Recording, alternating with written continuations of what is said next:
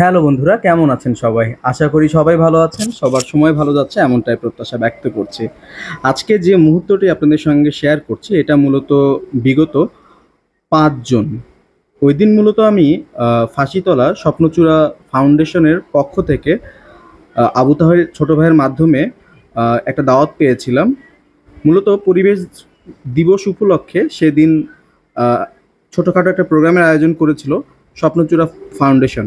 এজন্য আমি আবারও ধন্যবাদ জ্ঞাপন করছি স্বপ্নচূড়া ফাউন্ডেশনকে এবং ছোট ভাই আবু তাহেরকে। এই যে দেখতেই পাচ্ছেন গাছগুলো, এই গাছগুলোই কিন্তু সেদিন বিতরণ করা হয়েছিল সর্বসাধারণ মানুষের ভিতরে এবং পরিবেশ দিবসের গুরুত্ব এবং তাৎপর্য তুলে ধরা হয়েছিল সকলের মাঝে।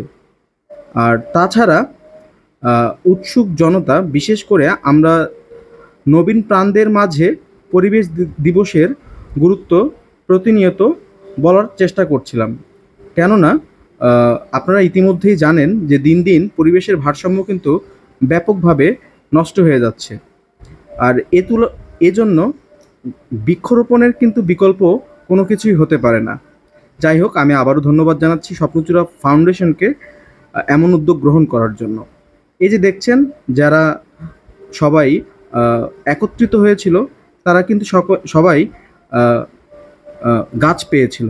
অবশেষে আমরা সেখানে সচেতনতার বার্তা দিয়ে চলে এসেছিলাম ফাঁসিতলা স্কুল মাঠে।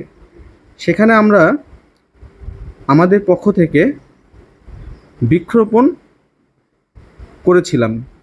এক্ষেত্রে সংগঠনের সবাই অবশ্য বেশ সহযোগিতা করেছিল। যেহেতু আমরা দূর থেকে গিয়েছিলাম, আমরা সত্যিই কৃতজ্ঞ স্বপ্নচূড়া ফাউন্ডেশনের কাছে। এবং এই যে দেখছেন সবাই কিন্তু ব্যস্ত বৃক্ষরোপণ নিয়ে, এবং এই যে ছোটো ভাইরা কাজ করছে, ব্যাপারটা কিন্তু বেশ ভালো লাগার। এভাবেই যদি সর্বদা সচেতনতার বার্তা ছড়িয়ে যায় তাহলে কিন্তু ব্যাপারটা বেশ প্রশংসনীয় হয়। যাই হোক, এই ছিল মুহূর্ত, অনেক দেরিতে হলেও শেয়ার করলাম।